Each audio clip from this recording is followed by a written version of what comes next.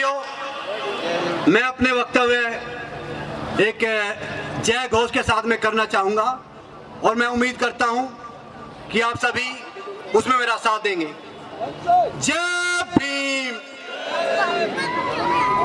पीछे से आप लोगों से ज्यादा आवाज आ रही है, सामने से बिल्कुल भी आवाज नहीं आ रही है। जय भीम, जय भीम, जय जय जय जय जय भीम, जय जय जय जय जय भीम, जय जय जय जय जय भीम।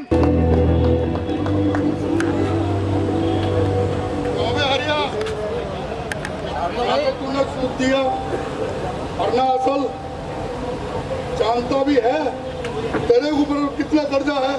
कितना मालिक? 5 रुपए। पर मालिक हमने तो बस 50 नए पैसे लिए थे। नए हो या पुराने, लिए तो थे ना पूरे 50 पैसा मालिक, सिर्फ 50 पैसा। हरामखोर, ना सूद दे रहा ना असल दे रहा और ऊपर से मुंह चोरी कर रहा है। बहुत रहम हुआ। आज और अभी सारा कर्जा दे वरना तेरे बैल खेत के बजाय कसाई के बाड़े में होंगे और मार मार के तेरी चमड़ी उधेड़ दूंगा। 100 लाख गलती होगी मालिक, माफ कर दीजिए। बस 2 महीने का वक्त और दे दीजिए, पैसे भी करके कर चुका दूंगा। भला आपसे क्या छुपा है मालिक? बारिश ना होने की वजह से सारे खेत बंदे पड़े, अनाज का एक भी दाना ना होने की वजह से बीवी बच्चे भी भूख से तड़प रहे। पास में फूटने का पैसा भी नहीं है। तो 2 महीने का वक्त और दे दीजिए मालिक। अबे जब तेरे पास अभी 2 भी नहीं है तू 2 महीने के बाद कहाँ से दे देगा? अरे ओ बल्लू और सब्बू, इसके बैल खोल ला और रहीम कसाई को बेचा और वहां से जो पैसे मिले वो मुनीम जी के पास जमा करा देना। और सुन रही है, 2 महीने के बाद बचे पैसे मेरी हवेली पे पहुंचा देना, नहीं तो चमड़ी तो दूर तेरे तन से चमड़ी को उछाड़ लूंगा। अरे नहीं मालिक, इतना जुल्म मत करिए। अगर पैर ही नहीं रहेंगे तो खेत कैसे जोतेंगे? हमारे तो हाथ पैर ही कट जाएंगे, हम जीते जी मर जाएंगे मालिक।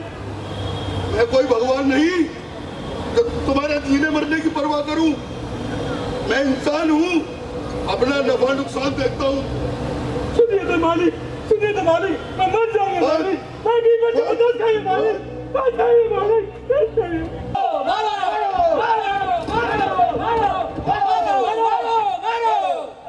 मारो है इस हरामखोर को, अच्छे से इसकी मरम्मत करो। ऐसा सबक सिखाओ दोबारा कुएं से पानी लेने की हिम्मत न करे। बताओ, हरामखोर ने हमारा धर्म भ्रष्ट कर दिया। अपने अछूत हाथों से हमारे पवित्र कुएं को छूकर अपवित्र कर दिया। जब तक कुआं शुद्ध नहीं होगा हम कहां से पानी देंगे? इसलिए तो हमें प्यासा ही मार दियो। अरे तो खड़े खड़े क्या देख रहे हो? मार मार के हड्डी पसली एक कर दो, मार डालो इसे। हाँ, जान से मार डालो इसे। ऐसे धर्मी का जीवित रहना हमारे धर्म के लिए उचित नहीं। मार डालो इसे।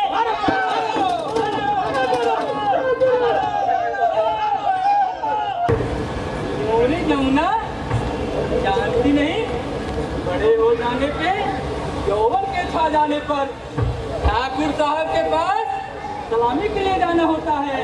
3 बार ठाकुर साहब ने अपने आदमी बेच के बुलवाया, तू फिर भी नहीं गई। लगता है तुझे जीवन से ज्यादा अपना यौवन प्यारा है। देखो, मुझे रहम करो, मुझे बख्श दो। ठाकुर की भी तो बहन और बेटियां हैं, उन्हें भी इस तरह उठाए तो उन पर क्या बीतेगी? हम भी तो इंसान है, हमारी भी तो लाज और इज्जत है। लाज और इज्जत वो भी तुम लोगों की? इज्जत तो बस ठाकुरों की होती है। लगता है तुम जात और फूल भूल गई हो। तो खड़े खड़े इससे मुंह चोरी क्यों करते हो? ले चलो ठाकुर साहब के पास, सारी इज्जत राज कुल जाति सब याद करा देंगे। ले चलो, हाँ ले चलो, ले चलो। ये दिल को दहला देने वाले दृश्य जो अभी आपने देखे, ये तो निमित्त मात्र है। ऐसा तो आए दिन और सदियों से होता आ रहा है। दलितों की दिशा और दशा बद से भी बदतर थी। उन्होंने मान लिया था कि उनके जीवन का शोषण है। कहने को वो जिंदा तो हैं, पर जीते जी अपनी लाश अपने कंधों पर उठाकर चलते हैं। उनके पास जबान तो है, पर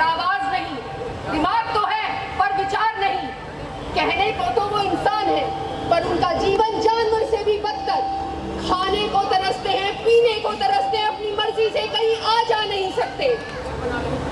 पर कहते हैं ना, जब इंसान अपनी सारी आशाएं, सारी उम्मीदें खो देता है, तब भगवान इंसान के रूप में अवतरित होता है।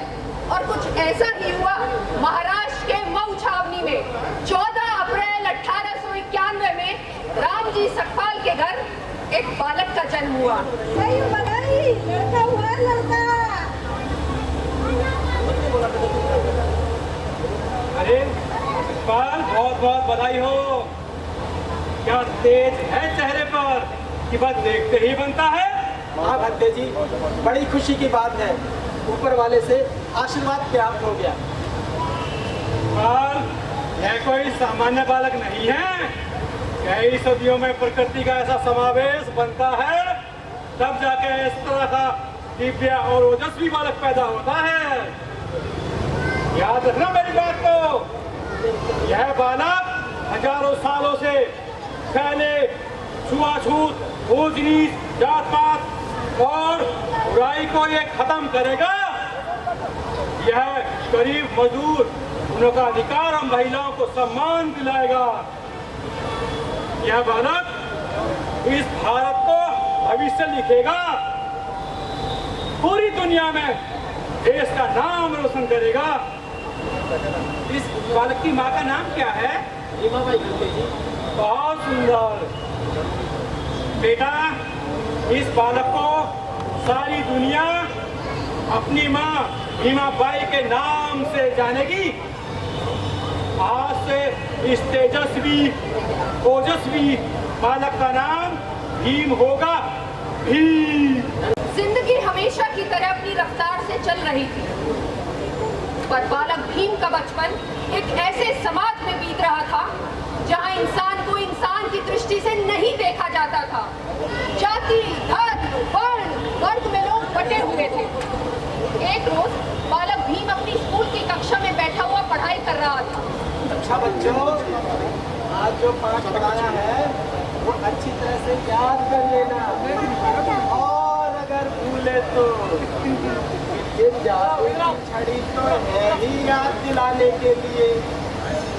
पाठ तो पाठ, नंबर भी याद दिलाने की है। क्यों लट्टू, सही कहा ना? हाँ मास्टर जी, सही कहते हो। बहुत करामाती छड़ी है ये, कल इसी ने मुझे पाठ याद दिलाया था। मास्टर जी, एक दिन के लिए छड़ी मुझे भी दे दो। मेरी किस काम की? भला क्या हिंदुस्तान में मास्टर लग रहा है? तू क्या करेगा इस छड़ी का? मैं पिताजी से रोज खिलौने लाने के लिए कहता हूँ, पर वो भूल जाते हैं। इस छड़ी से मैं उन्हें याद दिलाऊंगा।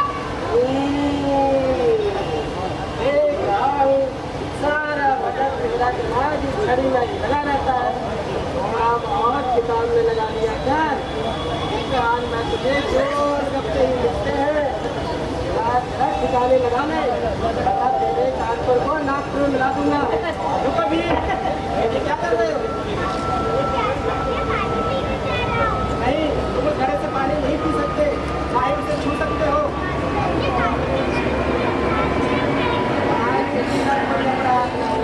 लेकिन इस समाज में अछूत होना बहुत बड़ा अपराध है, और तुम अछूत हो। अछूत का अर्थ होता है छोड़ो, जाने दो। अगर तुम बालक हो, जब बड़े हो गए तो ये समाज के ठेकेदार बता देंगे कि ये छूत क्या होता है। इसलिए अभी चुपचाप बैठो, पढ़ाई करो, सारी घर जाके सो लेना। अच्छा बच्चों, ये बताओ, हम सबसे दूर क्या चीज़ है? ये चांद, ये सूरज या सितारे?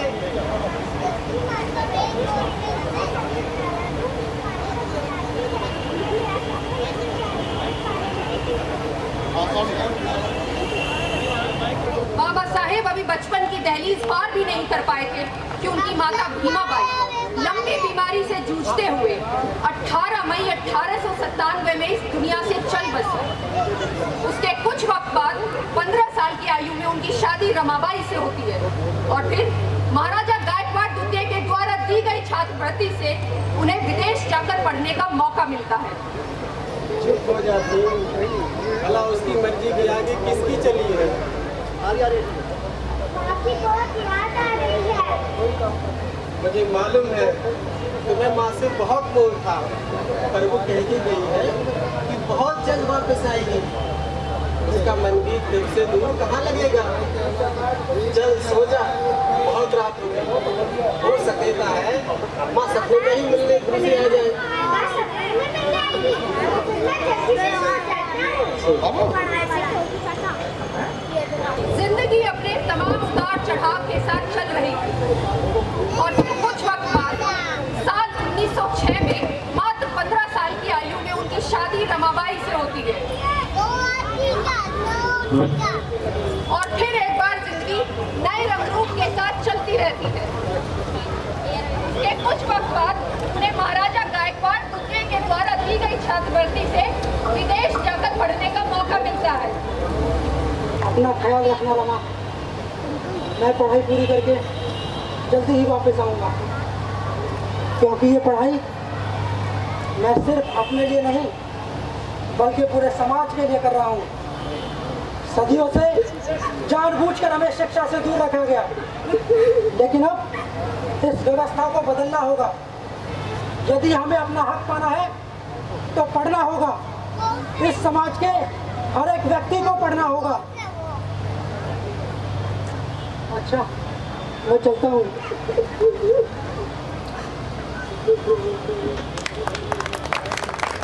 और साहिब चले जाते हैं। उनकी पत्नी उन्हें नम आंखों से निहारती रहती है, पर साहिब जानते थे आज अगर घर परिवार का मोह किया तो जिस समानता की समाज का सपना वो देख रहे हैं वो कभी पूरा नहीं होगा। खैर, वो अपनी पढ़ाई पूरी करके विदेश से जब वापस आते हैं तो महाराजा गायकवाड़ के यहाँ इन्हें नौकरी मिल जाती है। नहीं, धर्म तो हमारा भ्रष्ट होगा।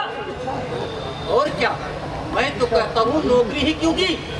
ऐसे कौन से सूरखाब के पंख निकल आते हैं जैसे पढ़कर। अरे तजुर्बा मायने रखता है जो है हमारे पास, फिर भी वो हुक्म चलाता है और हमें मानना पड़ता है। क्या अंधेर नगरी है। अरे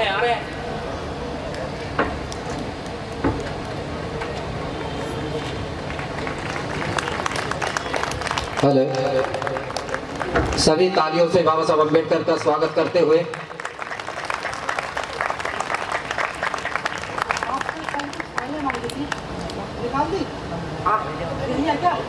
नहीं, जो आपने मांगी थी वो आपके मेज पे रखवा दी है, वहीं जाके देख लीजिए।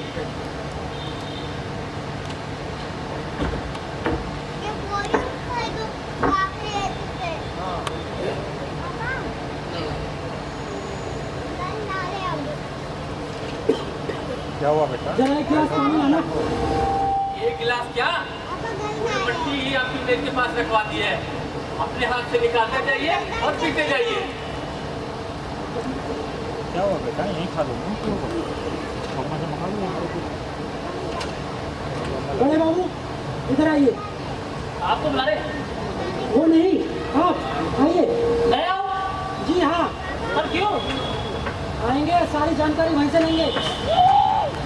क्या मुसीबत है? जी आता हूँ। जी बताइए। ये अकाउंट आप देखते हैं? हाँ, इस ऑफिस में मेरे अलावा और है ही कौन? कितना वक्त हुआ है आपको इस ऑफिस में काम करते? सारा जीवन हो गया है मुझे, सारा जीवन।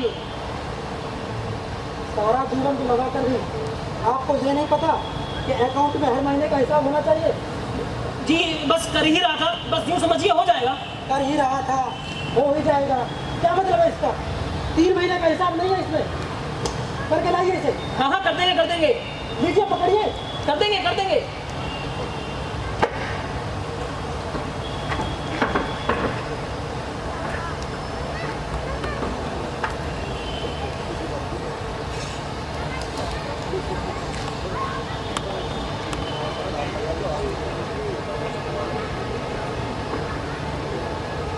अरे बाबू, मैं जरा लाइब्रेरी तक जा रहा हूँ।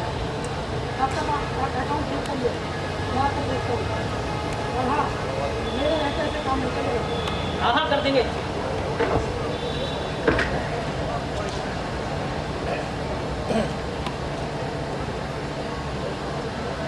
ये गौमूत्र ये दफ्तर लाते हैं या आज ही लाए हैं मेरे आने का उपलक्ष्य में?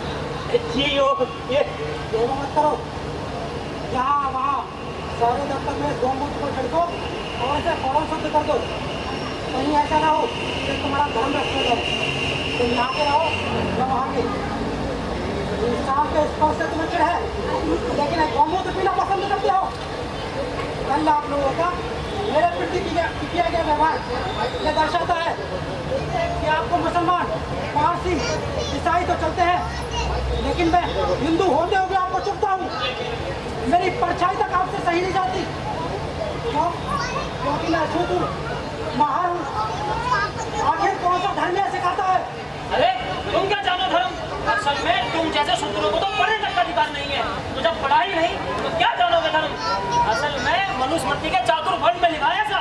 जानता हूँ क्या लिखा है तुम्हारी मनुस्मृति में। तुमने केवल पढ़ा होगा, लेकिन मैंने उसे समझा है। तो क्या समझा है? समझने जैसा कुछ खास नहीं। उसमें एक वर्ग से नफरत का संदेश बिल्कुल स्पष्ट है। क्या संदेश है? क्या लिखा है उसमें ऐसा? उसमें लिखा है कि ब्राह्मण सर्वश्रेष्ठ है, वो कुछ भी कर सकते हैं, उनके हक सर्वश्रेष्ठ है। लेकिन अनजाने से किसी शूद्र से कुछ अपशब्द निकल जाए तो उसके मुंह में 10 उंगलियां तपती हुई सलाई डाली जाए।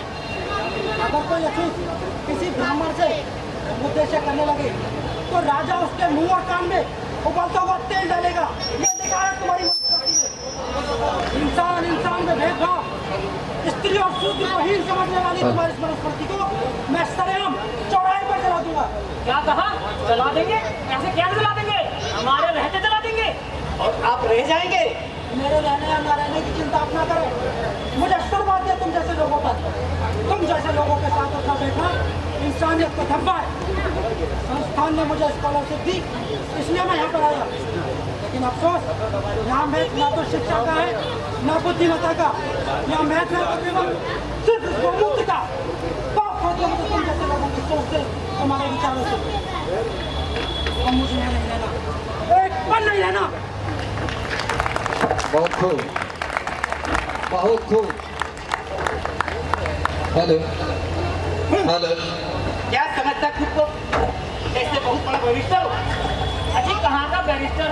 वजीफा खत्म हो गया, पैसों की तंगी की वजह से विदेश से वापस आना पड़ा। देखो ना, एक गोमूत्र के लिए कितनी बातें सुना गया। अरे तो उसके इतने कह देने मात्र से कि हम गोमूत्र नहीं छिड़केंगे। जरूर छिड़केंगे, जरूर। आधी पढ़ाई करके पूरा बैरिस्टर बना फिरता है और कहता है मनुस्मृति जला दूंगा। अरे हम ना जला देंगे उसे। तुमने खड़े खड़े बातें कर सुनते रहोगे। गोमूत्र उठाओ, छिड़को, शुद्ध करो दफ्तर को। गौमूत्र से ऑफिस शुद्धिकरणम, गौमूत्र से ऑफिस शुद्धिकरणम, अच्छे से करो। गौमूत्र से ऑफिस शुद्धिकरणम। बाबा साहेब जिस ताकत के खिलाफ बोल रहे थे, जिनकी कुरीतियों के खिलाफ आवाज उठा रहे थे, वो किसी भी हद तक जा सकते थे। और वही हुआ जिसका अंदेशा था। यही मकान मालिक है। तुम जानते भी हो जिसको तुमने अपने घर में रखा है वो एक शूद्र है। अरे दिख रहा अपने को क्या? कौन है वो, कौन नहीं है? किराया देता है बहस में, और क्या करना है अपने को? देखो तो कैसी दुष्ट बातें करता है ये। किराया ही सब कुछ होता है क्या? धर्म भी तो कोई चीज होता है। हमारे धर्म को जो अपमान करेगा उसे हम सहन नहीं करेंगे, चाहे वो हो और चाहे तू। और सुन, आज के आज उससे अपने घर खाली करवा, वरना तेरा ये घर नहीं रात का ढेर होगा। समझा पारसी के बच्चे? अरे दिख रहा कैसी बात करता है, तुम लोग कैसी बात करता है? वो मेरा कोई रिश्तेदार लग रहा है जो उसके चक्कर में अपना घर चलवाऊंगा मैं? बोलता है तो मैं उसको बोल दूंगा, जाओ बोलिए घर से। हाँ निकाल दे, अपना सामान फेंक देंगे, फेंक देंगे। हाँ चला बहन, चला देखो। ए टिकरा, तुम बोला काहे को नहीं? तुम कौन है? अपना जात छुपाया हमसे। लेकिन तुमने जात पूछी ही कब थी? अरे तो बाबा बताना था ना सही। तुम लोग कब से जात पात मानने लगे? मानता तो नहीं था, पर इन लोग देख रहे लाठी लग रही हाथ में। क्या बकते हो? नहीं कह रहे हो तो भैया लाठियां हो क्या गोलियां चले? शूद्र इस घर में नहीं रह सकता। नहीं कहते हो? मैं सही कहता हूँ या बुलवा रहे हो? क्या क्या सही कहते हो आप लोग, सही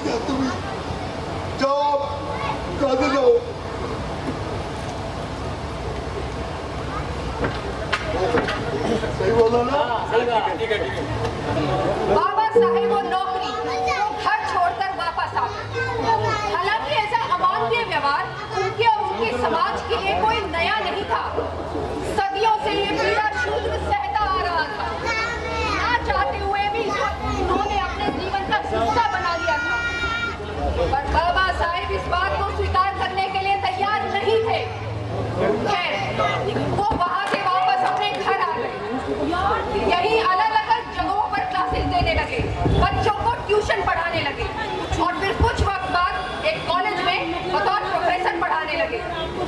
साहब, अब तो आप इतने बड़े प्रोफेसर हो गए हैं, क्या अच्छा लगता है इस छोटे से 3.5 रुपए किराए के मकान में रहते? साहब, मैं सोचती हूँ जब आपकी पहली तनख्वाह मिलेगी तो सबके अच्छे से अच्छे कपड़े सिलवाऊंगी। यशवंत और मुकुंद के लिए स्कूल के कपड़े, रश्मि बाई के लिए साड़ी और शंकर के लिए धोती और पैरन। फिर आपको भी तो अच्छे से अच्छे कपड़े चाहिए, आखिर आप इतने बड़े प्रोफेसर हैं, विलायत होकर आए हैं। क्या हुआ साहिब, आप हमारी बातें सुनकर खामोश क्यों हो गए? कुछ नहीं, बस ऐसे ही।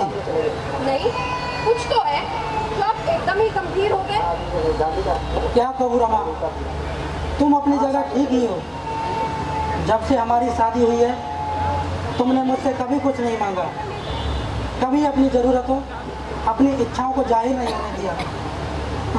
और आज जब 2 पैसे घर में आने लगे हैं तब भी तुम्हें अपना नहीं बल्कि दूसरों का ख्याल है।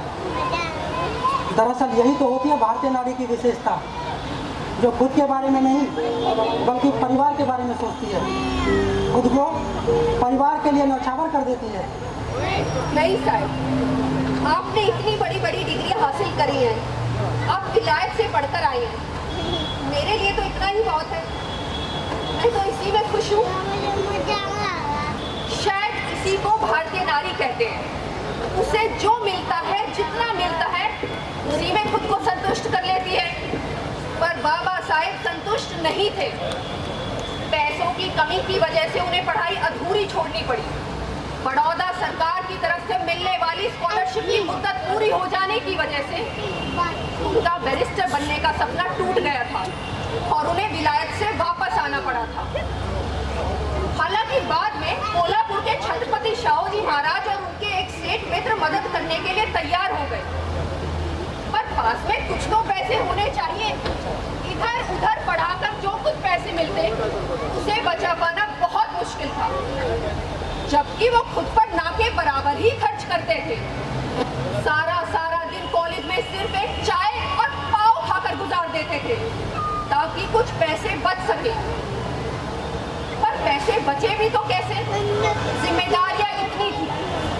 पिताजी के जाने के बाद पूरे परिवार का भार आनंद राव ने संभाला, पर भरी जवानी में वो भी इस दुनिया से चल बसे। लक्ष्मी भाभी विधवा हो गई। ऐसे में सारे परिवार की जिम्मेदारी बाबा साहेब पर आ गई। पर उनका परिवार सिर्फ उनके घर तक ही सीमित नहीं था। सारा दलित समाज उनका परिवार था, जिसके लिए उन्हें सिर्फ कमाना नहीं बल्कि पढ़ना भी जरूरी था, क्योंकि वो जानते थे उनका दलित समाज इतने दुख और अपमान सहन कर रहा है कि उनसे देखा नहीं जाता था। हमारे दलित भाई दूसरों का झूठा खाकर अपनी जिंदगी गुजार देते थे, गंदी नाली का पानी पीकर अपनी प्यास बुझाते थे, मरे हुए जानवरों का मांस खाकर अपनी भूख मिटाते थे। जिस नदी में जानवर नहाते थे उस नदी के पानी को छूने तक नहीं दिया जाता था। दलितों की बस्ती गांव के बाहर, किसी गांव वाले पर हमारी छाया भी पड़ जाए तो उन्हें छूत लगती थी। और सारे दलित समाज को ये समझा दिया गया था कि यही तुम्हारी नियति है, जरूर तुमने कुछ ऐसा किया होगा जो तुम इस समाज में पैदा हुए और ये तुम्हें भोगना ही होगा।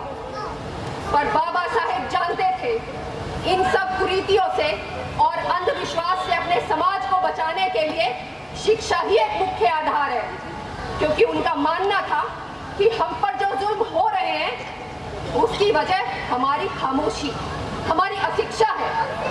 इसलिए वो पैसे जमा करके अपनी पढ़ाई पूरी करने के लिए विदेश चले जाते हैं। उधर उनकी पत्नी रमाबाई मेहनत मजदूरी करती, उपले बनाती, जंगल से लकड़ियां इकट्ठा करके बेचती, बदले में जो कुछ पैसे मिलते उन्हीं से घर चलाती थी। उधर बाबा साहेब दिन रात एक करके पढ़ाई करते रहे और इस तपस्या का नतीजा ये हुआ कि बाबा साहेब एडवोकेट बन गए। पर वकालत शुरू करे अभी कुछ दिन ही बीते थे कि उनका बेटा राज रतन इस दुनिया से चल बसा।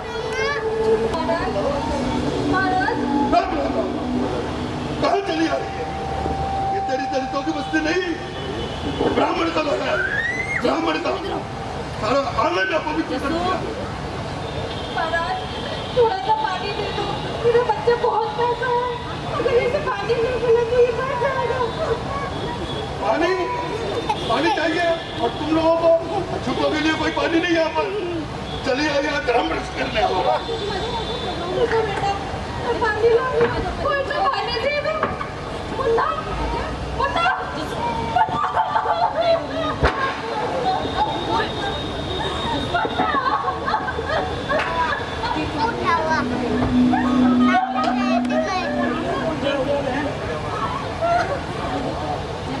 साहब गाँव में ऐसा फैला है, पीने के लिए पानी नहीं है। गंदे नाली का पानी पीकर बस्ती के एक बच्चे चल बसे। मेरे बच्चे के लिए बाबा से पानी मांगते हैं, पर पानी नहीं मिला और मेरे बच्चे ने सब तोड़ दिया। हमारे बच्चे प्यास से मर रहे हैं, उन्हें पीने के लिए पानी नहीं मिल रहा। बस बहुत हुआ, अब इस अन्याय को मिटाना होगा। बहन, जब तक मेरे जिस्म में खून का एक भी कतरा है, मैं इस पानी के लिए लड़ता रहूंगा। साथियों, अब हमें पीछे नहीं हटना है। अपना हक पाना है तो लड़ना होगा। ये याद रखना, आजादी भीख में नहीं मिलती, उसके लिए संघर्ष करना पड़ता है। आप हमें हुक्म दीजिए, हमें क्या करना है? हम आपकी जान लगा देंगे। नहीं, हमें हिंसा नहीं करनी, हमें शांति और कानून के साथ अपनी लड़ाई लड़नी है। जैसा कि आप सभी जानते हैं, बम्बई विधानसभा में एस.के. बोले जी ने अछूतों के लिए जो प्रस्ताव रखा था वो पास हो गया है, जिस वजह से सार्वजनिक कुएं और तालाब अछूतों के लिए खोल दिए गए हैं। इसी प्रस्ताव के अनुसार महर की नगर पालिका ने भी महर के कुएं और तालाब अछूतों के लिए खोल दिए हैं, लेकिन फिर भी हमें वहाँ से पानी नहीं दिया जाता। बस इसीलिए हमें लड़ाई लड़नी है। क्या आप सभी तैयार हैं? पीछे नहीं हटेंगे। तो फिर ठीक है, आज इस चिलचिलाती धूप में हम सभी इस तालाब से पानी पीकर अपनी प्यास बुझाएंगे और यहीं से सत्याग्रह शुरू करेंगे। हमें पानी पिएंगे, हम अपना हक देना करेंगे।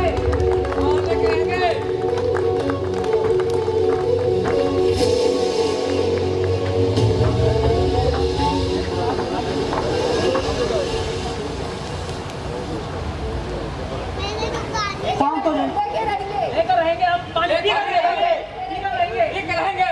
शांत हो जाइए, शांत हो जाइए। मैं आप सभी से एक महत्वपूर्ण बात कहना चाहता हूँ। भाइयों बहनों, हम सभी इंसान हैं, लेकिन फिर भी हमें तालाब का पानी पीने तो दूर, उसे छूने भी नहीं दिया जाता। क्यों? क्योंकि हम अछूत हैं। अस्पृश्यता के अपने इस कलंक को धोने और साफ पानी पीने के अपने हक को कबूल करवाने के लिए हम ये सत्याग्रह कर रहे हैं। अपने देश के 7 करोड़ अछूत भाइयों की इच्छा को गवाही रखकर हम आज ये प्रतिज्ञा करेंगे कि आप और इस गुलामी भरे जीवन को इस तरह से नहीं बिताएंगे। आज अपना हक साबित करने के लिए हम इस तालाब से पानी पी रहे हैं। हाँ, पानी पीकर रहेंगे।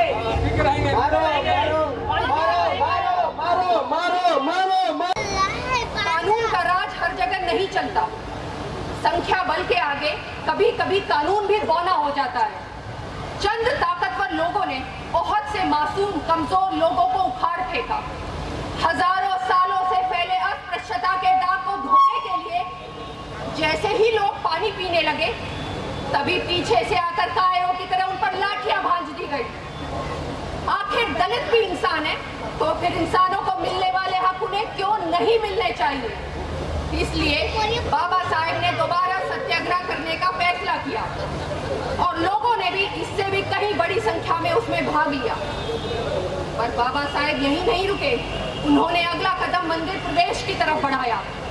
नासिक के कालरा राम मंदिर से प्रवेश सत्याग्रह उच्च वर्णीय हिंदुओं के लिए एक आह्वान था कि वो दलितों को हिंदू मानने को तैयार है या नहीं, इसका फैसला इस सत्याग्रह से होगा।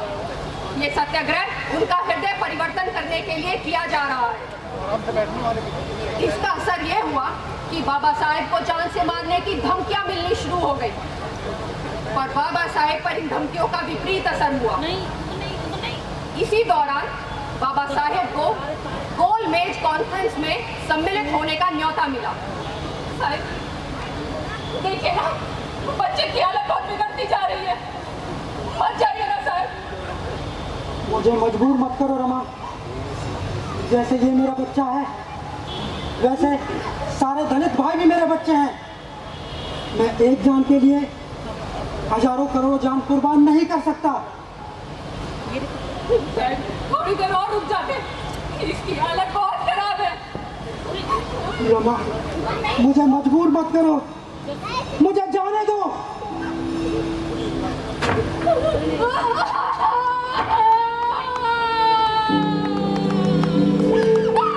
तालियां, तालियां, जोरदार तालियां। वहीं दूसरी तरफ गांधी जी ने यरवदा जेल से भूख हड़ताल शुरू कर दी। उनका कहना है कि उनकी जान बचाना सिर्फ अंबेडकर के हाथ में है, अगर वो उनकी बात मान लेते हैं तो। ऐसे में उनकी पत्नी ने उन्हें बहुत समझाया।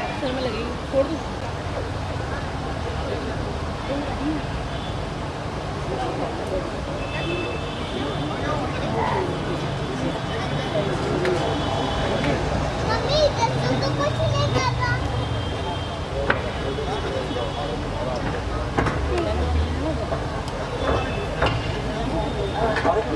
ये हाथ लगा दो। बहुत थक गया, आराम से आराम से। लगता बहुत दूर से आ रहे हो। अरे भैया बस पूछो मत, 3 कोस से आ रहा हूँ। बहुत थक गए। अरे ये डॉक्टर साहब कहाँ जा रहे हैं इस वक्त? लगता है गांधी जी से मिलने जा रहे हैं। गांधी जी से? पर क्यों? सुना है गांधी जी कहते हैं कि अंबेडकर उनकी बात जब तक नहीं मानेंगे वो अनशन नहीं तोड़ेंगे। भला ऐसी कौन सी बात है? वो तो पता नहीं भैया। अरे मैं तो भूल ही गया उनसे बात करने के चक्कर में कि रामदूत महाजन को सूत देने जाना था। अगर समय पे नहीं दिया तो चमड़ी उधेड़ लेगा। अरे घबराओ मत भैया, घबराओ मत। डॉक्टर साहब के दर्शन जो होगा ये कुछ नहीं होगा।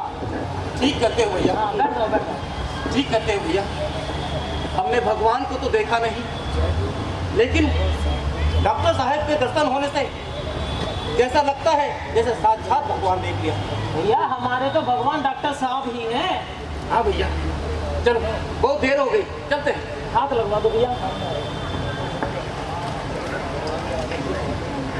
साहब, आप हमारी एक विनती मानेंगे? आओ। आप हमारी एक विनती मानिए और गांधी जी से मिल आइए। अगर किसी की जान बचाना हमारे हाथ में है तो हमें जरूर बचानी चाहिए। और फिर गांधी बाबा तो सारे देश के नेता हैं। रमा, अगर मैं उनके कहने पर हस्ताक्षर से कर भी दूँ तो क्या ये मेरा अपने समाज के प्रति उचित फैसला होगा? वो क्या सोचेंगे मेरे बारे में?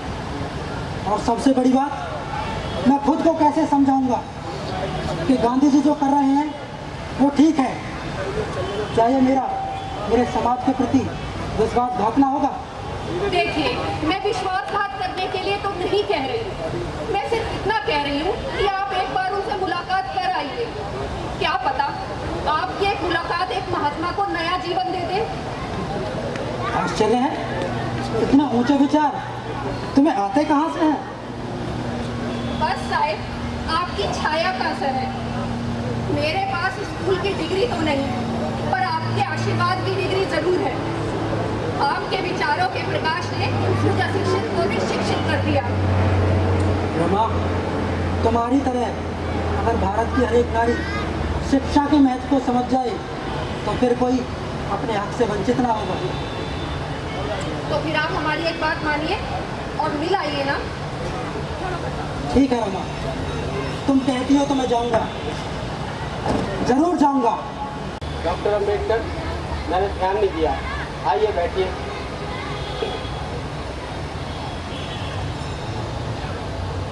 आपने खबर की थी, आप मुझसे मिलना चाहते हैं? कैसी तबीयत है आपकी? पहले से तो ठीक हूँ, बस जरा कमजोरी है। तो क्या विचार है आपके डॉक्टर अम्बेडकर? आपने अपने ही विचार सुनाने के लिए बुलाया था। बताइए क्या कहना चाहते हैं आप? यदि कुछ प्रश्न हैं पूछ लीजिए। सुना है आपको मुझसे और कांग्रेस से कुछ शिकायत है? जी हाँ, छुआछूत के सवाल को लेकर। डॉक्टर अम्बेडकर, जब आप पैदा भी नहीं हुए थे तब से लेकर आज तक, बल्कि अपने विद्यालय के समय से मैं इस छुआछूत की समस्या पर विचार कर रहा हूँ। आप उम्र में मुझसे बड़े हैं, भला इस सच को मैं कैसे झुठला सकता हूँ? और वैसे भी बड़े बुजुर्ग अपने बड़प्पन का एहसास जताते हैं। डॉक्टर अम्बेडकर, जब मैं छोटा था, उनका नाम का सफाई कर्मी हमारे यहाँ सफाई करता था। मेरी माँ कहती थी उसे छूना पाप है। यदि संयोग बस में उससे छू जाता था तो दोबारा नहाने के लिए कहा जाता था। मैं मान तो लेता था, परंतु आपत्ति जरूर करता था। मैं कहता था अछूतपन धर्म सम्मत नहीं, उसका धर्म सम्मत होना असंभव। मैं माँ से कहा करता था कि उनका ये विचार कि उनका को छूना पाप है, ये बिल्कुल गलत है। आखिर उसको छूने में कैसा पाप, कैसी बुराई? वो भी तो एक इंसान है। मैं छुआछूत को शूद्रों पर सबसे बड़ा कलंक मानता हूँ। लेकिन ये कलंक अब तक हमारे शरीर पर है। आपका शरीर हमारे शरीर से अलग तो नहीं? डॉक्टर अम्बेडकर, आप नहीं जानते कितने प्रयत्नों से मैंने कांग्रेस के कार्यक्रम में अस्पृश्यता का सवाल जुड़वाया है। जी हाँ, मुझे मालूम है। लेकिन आप ये नहीं जानते डॉक्टर अम्बेडकर कि उस समय मेरा कितना विरोध हुआ था।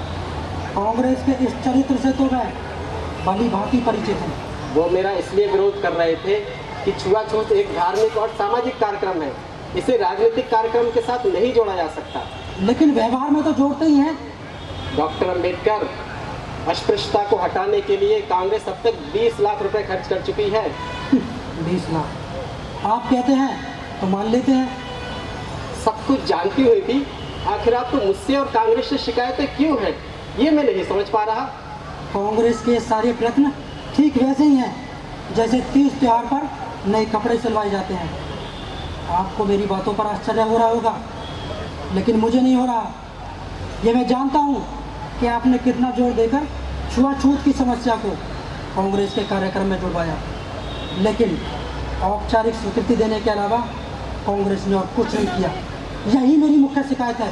कांग्रेस ने कुछ नहीं किया, ये आप कैसे कह सकते हैं डॉक्टर अम्बेडकर? आप कहते हैं कांग्रेस ने अछूतों के लिए 20 लाख रुपए खर्च किए? हाँ, इसमें क्या शक है? मैं आपको साफ साफ बता दूं, ये सारे पैसे पानी में गए।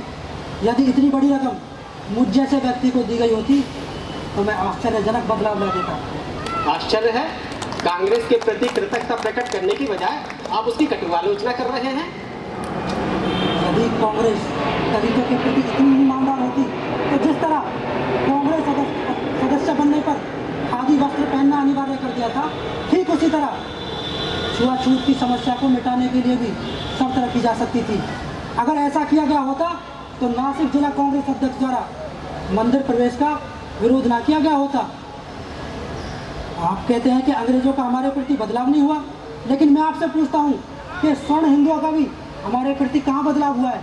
हमारी स्थिति तो आज भी वैसी ही है। डॉक्टर अम्बेडकर, इस बार गोलमेज कॉन्फ्रेंस में आपको सबसे बड़ा देशभक्त सिद्ध किया गया है। मुझे इन बातों से फर्क नहीं पड़ता। तो फिर आप चाहते क्या है डॉक्टर अम्बेडकर? पृथक निर्वाचन, अलग से हिस्सेदारी। नहीं, ये नहीं हो सकता। इससे तो हिंदू समाज बढ़ जाएगा, और वैसे भी अछूत हिंदू ही तो है। यदि अछूत हिंदू हैं तो उनसे छुआछूत भेदभाव क्यों? देखिए, धीरे धीरे बदलाव हो रहा है। हम इसके लिए सार्थक प्रयास कर रहे हैं। प्रयास तो आप कर ही रहे हैं, लेकिन कुछ बदलाव हुआ नहीं, क्योंकि आपकी कथनी और करनी में फर्क है। हकीकत में आप दलितों की भलाई चाहते ही नहीं। आखिर इतना हठी होने की क्या वजह है डॉक्टर अम्बेडकर? प्रथम गोलमेज कॉन्फ्रेंस में मुसलमानों की राजनीतिक मांग को मान्यता दे दी गई। उसी कॉन्फ्रेंस में दलितों के राजनीतिक संरक्षण और समुचित प्रतिनिधित्व की बात की गई थी। इस पर आपकी क्या राय है? मैं हिंदुओं में छुआछूत के आधार पर राजनीतिक अलगाव के खिलाफ हूँ, क्योंकि यह आत्मघाती सिद्ध होगा। आपके स्पष्ट विचारों के लिए धन्यवाद। आखिर हमें पता तो चल गया कि हम कहाँ खड़े हैं। अब मैं इजाज़त चाहता हूँ। डॉक्टर साहब, गांधी जी की तबीयत बिगड़ती जा रही है, आप अपना फैसला बदल लीजिए। आप लोग मुझे कहने के बजाय गांधी जी से ही क्यों नहीं कहते कि वे अपने अंदर के फैसले को बदल लें। मैं उनकी दबाव की राजनीति को बखूबी समझता हूँ, लेकिन मैं दबाव में आने वाला नहीं। मान जाइए डॉक्टर साहब, देश का माहौल बिगड़ता जा रहा है। यदि गांधी जी को कुछ हो गया तो हालात संभाले नहीं संभलेंगे। मैं जानता हूँ कि दलितों को निशाना बनाया जा रहा है। मान जाइए डॉक्टर साहब, मान जाइए डॉक्टर साहब, मान जाइए।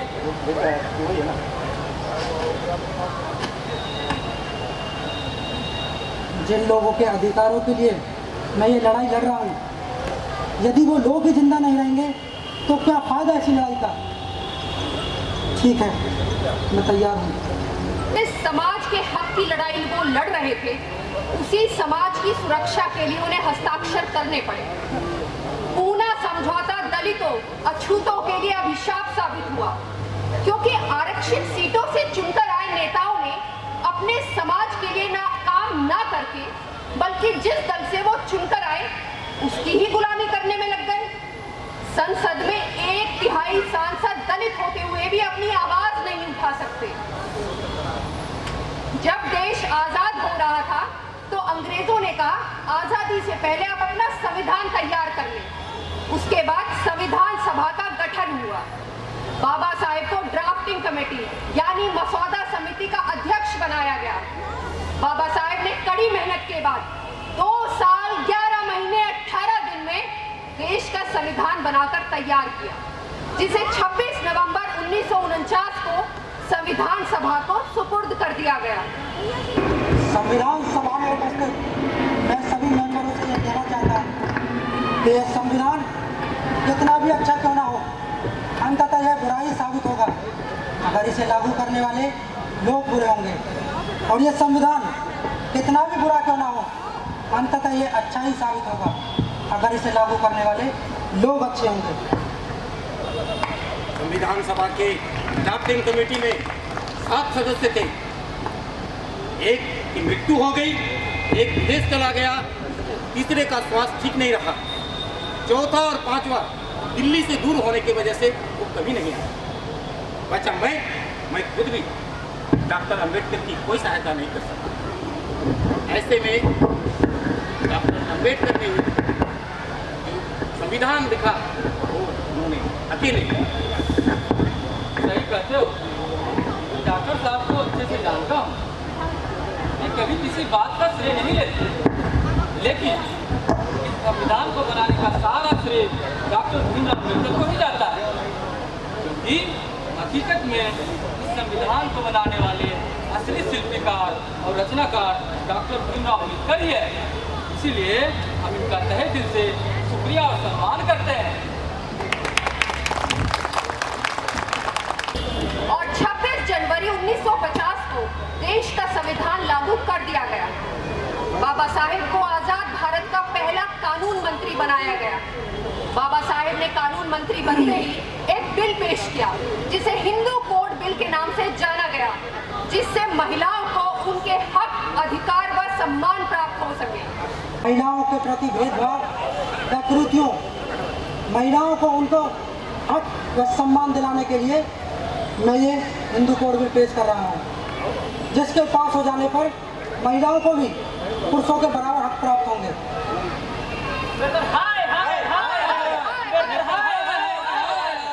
नहीं, हमें ये बिल हरगिज नहीं चाहिए। इससे तो सारा सामाजिक ढांचा ही बिगड़ जाएगा। हाँ, सही कहते हो। हमारी सदियों पुरानी परंपराओं को मिटाने की कोई जरूरत नहीं है। हम ऐसे कृत्य होने नहीं देंगे। हाँ, हम इस बिल के पक्ष में नहीं हैं। आप लोग समझिए, समझने की कोशिश कीजिए। इसमें समझने जैसा क्या है? जैसा चलता आ रहा है वही चलता रहेगा। तो क्या आप महिलाओं को गुलाम का गुलाम बनाए रखना चाहते हैं? नेहरू जी, आप तो समझते हैं कि ये बिल महिलाओं के लिए कितना महत्वपूर्ण है। हाँ डॉक्टर अंबेडकर, मैं जानता हूँ और इस बात को अच्छी तरह से मानता भी हूँ कि इस बिल के पास हो जाने से महिलाओं की दुनिया ही बदल जाएगी।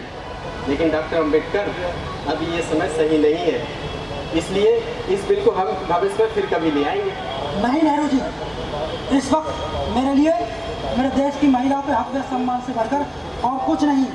आखिर जिस मकसद, जिस उद्देश्य के लिए मैं यहाँ पर आया था, यदि मेरे मंत्री रहते हुए पूरा ना हुआ तो फिर मेरे मंत्री बने रहने का कुछ फायदा नहीं। मैं मेरे देश की महिलाओं के हक, अधिकार व सम्मान में अपने कानून मंत्री पद से इस्तीफा देता हूँ। बाबा साहेब बहुत जिद्दी थे। एक बार जो कह दिया सो कह दिया, फिर चाहे उसके लिए कितनी ही कीमत क्यों ना चुकानी पड़े। उस समय तो ये बिल पास नहीं हो सका, पर 10 सालों बाद इसे टुकड़ों में पास किया गया, जिससे महिलाओं को उनके हक, अधिकार व सम्मान मिल सके। फिर एक वक्त वो भी आया जिसकी कल्पना सिवाय साहेब के किसी और ने नहीं की थी। 15 अक्टूबर 1956 नागपुर की दीक्षा भूमि में साहेब के साथ 5 लाख लोगों से भी अधिक लोगों ने धर्मांतरण अर्थात धर्म परिवर्तन किया।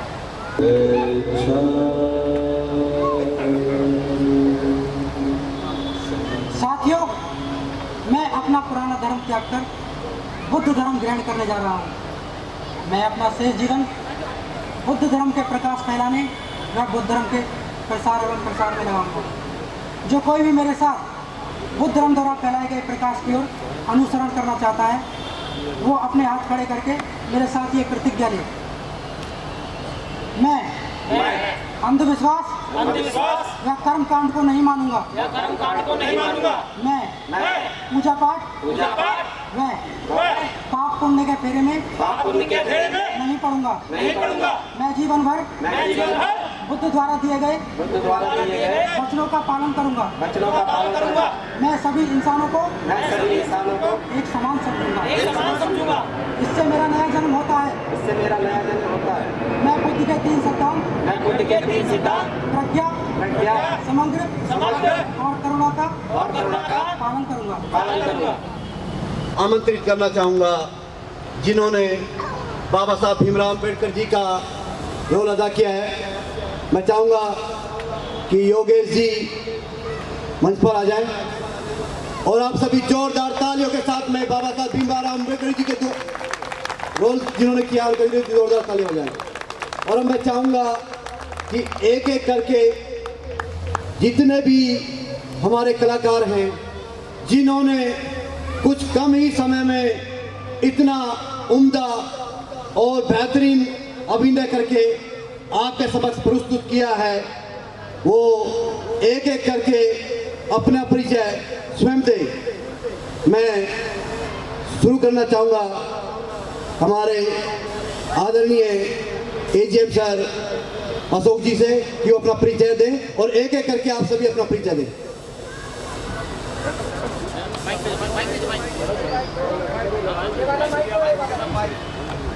नमस्कार, मैं अशोक बुंदेले और आप लोगों को ये देखकर मुझे बहुत खुश हुआ कि आप लोग इतना बढ़ चढ़ के हमारे लोगों को कार्यक्रम देखा। बहुत बहुत धन्यवाद। सबको जय भीम। मेरा नाम मंगल चंद्र हांसदा है और मैं रक्षा मंत्रालय में एएसओ हूँ। धन्यवाद। सभी को जय भीम। और मैं चंपा हांसदा और मैं एक गृहिणी हूँ। धन्यवाद। सभी को जय भीम।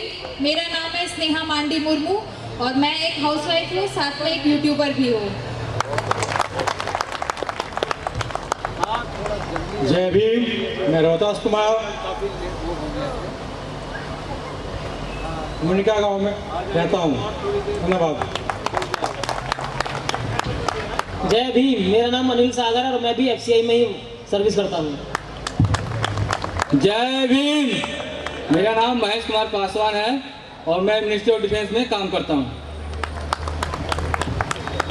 सभी को मेरा क्रांतिकारी जय भीम। मेरा नाम मुकेश दिलेर है। मैं आपके आर.के.पुरम में ही रहता हूँ। मैं एक फोटोग्राफर भी हूँ, म्यूजिशियन भी हूँ। म्यूजिक से मतलब कई साथ बजाता हूँ। धन्यवाद। सभी को नमस्कार। अभी जो आपने नाटक देखा, मैंने उसमें सूत्रधार और रमाबाई की भूमिका निभाई थी। मेरा नाम कोमल है। सभी को जय भीम। मेरा नाम योगेश कुमार है। मैं और आदरणीय जलोटा जी के साथ ही काम करता हूँ FCI में।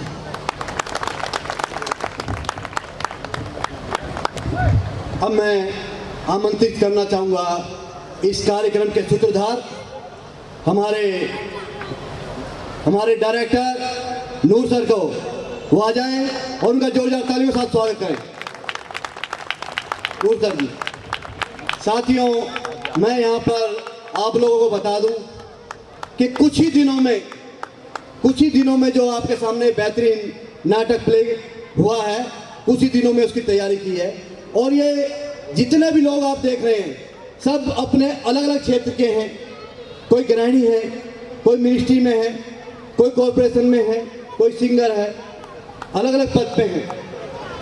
उनको इकट्ठा करना काफ़ी मुश्किल हो रहा था, लेकिन कुल मिलाकर के वो इस कसौटी पे खरा उतरे और आप लोगों के सामने कुछ ही समय में इतना बेहतरीन, उम्दा और एक मैसेज देने वाला प्ले इन्होंने ऐसी महापुरुष उनके ऊपर प्रस्तुत किया, जिसके माध्यम से आप लोगों को बाबा साहब की जीवनी, उनका संघर्ष, उनकी विचारधारा और उनके मिशन को पहुंचा सके। मैं आप लोगों से उम्मीद करता हूं कि शायद आप भाषणों से वो बात आप लोगों तक कभी पहुंची नहीं होगी। और जितनी मैं देख रहा हूं यहाँ पे कि काफ़ी लोग अपने परिवार को लेके आए, उनका भी बहुत बहुत धन्यवाद करना चाहता हूं मैं। महिलाएं मैं देख रहा हूँ काफ़ी हैं यहाँ पे। और आप लोग, मैं कह रहा हूँ कि 2 मिनट और सभी बैठ जाइए। मैं एक मुख्य बात और आप लोगों से कहना चाहूँगा, और अब मैं चाहूँगा कि डायरेक्टर साहब का बहुत बहुत धन्यवाद करते हुए कि वो अपनी बात रखें। डायरेक्टर साहब नूर खान जी। थैंक यू भाई, साउंड तो ठीक कर दूँ। माफ़ी चाहेंगे, थोड़ा सा आप लोगों को सुनने में दिक्कत हो रही हुई साउंड की वजह से। बाकी सभी ये जितने लोग आपके सामने आज परफॉर्म कर रहे हैं, इनमें से कोई एक्टर नहीं है, सभी अपने अपनी फील्ड में काम करते हैं, लेकिन उसके बावजूद अपना कीमती समय निकाल करके बाबा साहब के लिए इन्होंने मेहनत करी और आपके सामने ये प्रस्तुति करी। इसके लिए ये ताली के हकदार तो हैं। Thank you very much. बस